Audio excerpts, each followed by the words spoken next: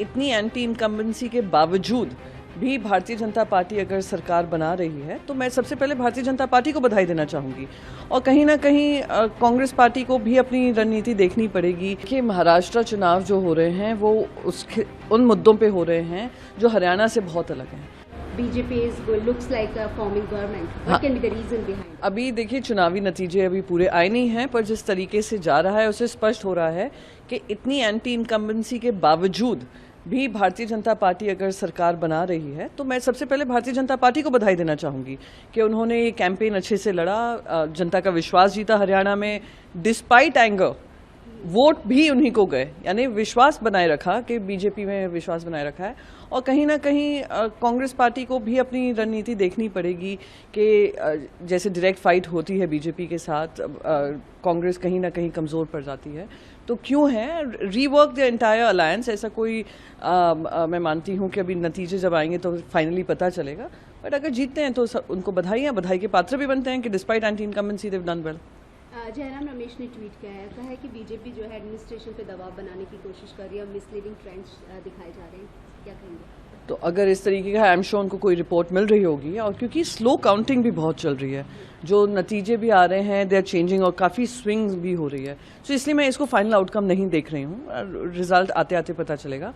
पर अगर इस तरीके का दबाव बन रहा है तो कहीं ना कहीं जो पूरा इलेक्शन कमीशन मशीनरी है, जिनको एक इंडिपेंडेंट चुनाव, फियरलेस जो चुनाव होते हैं, फियर फ्री हो और आई वुड से फेयर हो, ये होना ज़रूरी है। तो I think it's worth looking at कि अगर हो रहा है, दबाव पड़ रहा है, तो कौन दबाव डाल रहा है, क्यों इस तरीके की मिसलीडिंग ट्रेंड्स दिखाए जा रहे हैं। पर जो भी होगा अब जनता के सामने आ ही जाएगा कुछ घंटों में। मैम, स्वाति मालीवाल ने भी ट्वीट करा है और कहा मुझे मेरे ऊपर आरोप लगाए जाते थे, लेकिन आप देख सकते हैं आम आदमी पार्टी ने वोट काटने का काम किया। वो अपनी पार्टी के अंदर ही बात कर लें इस बारे में तो ज़्यादा ठीक रहेगा। आम आदमी पार्टी से वो खुद हैं, आम आदमी पार्टी पे ट्विटर पे आरोप लगा रही हैं, तो उम्मीद करती हूँ कि जो भी इनकी पार्टी के जो भी उनकी फीलिंग्स हैं, she will express it in the forum she should be rather than tweeting it.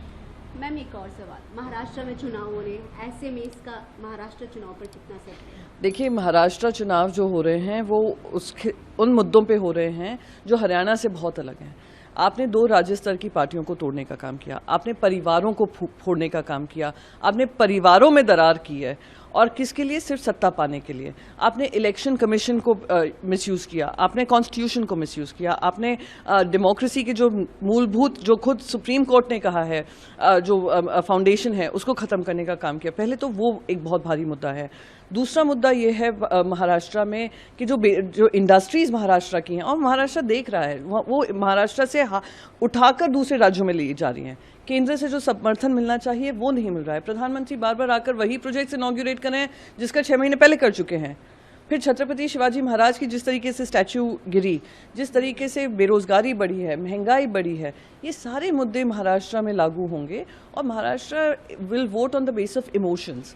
And क्या ये महाराष्ट्र की संस्कृति के अनुसार काम हुआ है या कि उसके विपरीत हुआ है, ये लड़ाई वो होगी। तो हम अभी भी कॉन्फिडेंट हैं, ओवर कॉन्फिडेंट नहीं हैं, कॉन्फिडेंस है। जो लोकसभा में हमने अपना चुनाव नतीजे देखे हैं, उसी कॉन्फिडेंस को हम लेकर, उसी कॉन्फिडेंस से हम जनता के बीच जाएंगे और जनता की बातों को रखेंगे।